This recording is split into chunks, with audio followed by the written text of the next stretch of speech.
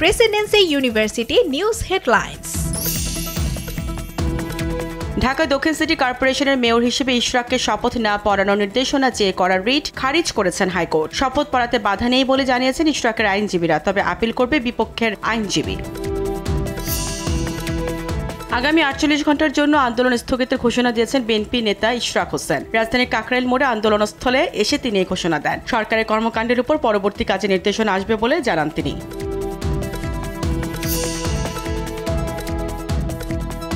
উচ্চ আদালতের রায় জনগণ ও গণতন্ত্রের বিজয় হয়েছে বলে মন্তব্য করেছেন মির্জা ফখরুল। বলেন, সংস্কার বিষয়ে যেগুলোতে ঐক্যমত্য পৌঁছানো সম্ভব সেগুলো বাস্তবায়নের উদ্যোগ নেওয়া হবে। সাম্য হত্যার বিচারের দাবিতে টানা নবম দিনের মতো আন্দোলন করছে ছাত্রদল। সকাল থেকে শাহবাগ মোড়ে অবস্থান নিয়ে রাস্তা অবরোধ করেছে তারা। আজকের আন্দোলন বিকেল 5টা পর্যন্ত চলবে বলেও জানান তারা।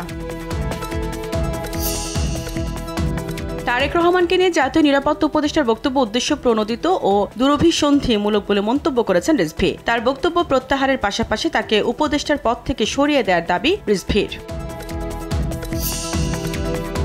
জ্ঞাত আয় বহির্ভূত সম্পদ অর্জনের মামলায় 3 বছরের কারাদণ্ডাদেশের রায়ের বিরুদ্ধে তারেক রহমানের স্ত্রী জুবাইদা রহমানের আপিল শুনানি সোমবার। জুবাইদার আইনজীবী বলেন, আইনি প্রক্রিয়া অনুসরণ করে মামলাটি করা হয়নি, দুজনেই খালাস পাবেন।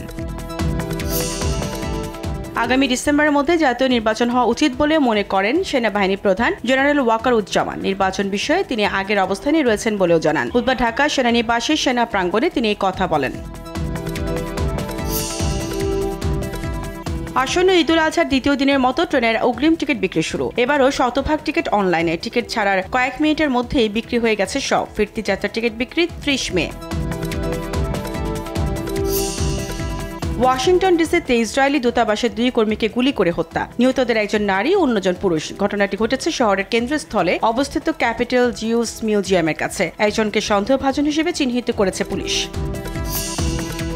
ম্যানচেস্টার ইউনাইটেডকে 1-0 গোলে হারিয়ে 17 বছর পর ইউরোপা লিগের চ্যাম্পিয়ন হলো টটেনহ্যাম। এদিন ম্যাচের একমাত্র গোলটি আসে 42 মিনিটে। ওয়েলস মিডফিল্ডার ব্রেনার জনসনের করা গোলেই এগিয়ে যায় টটেনহ্যাম।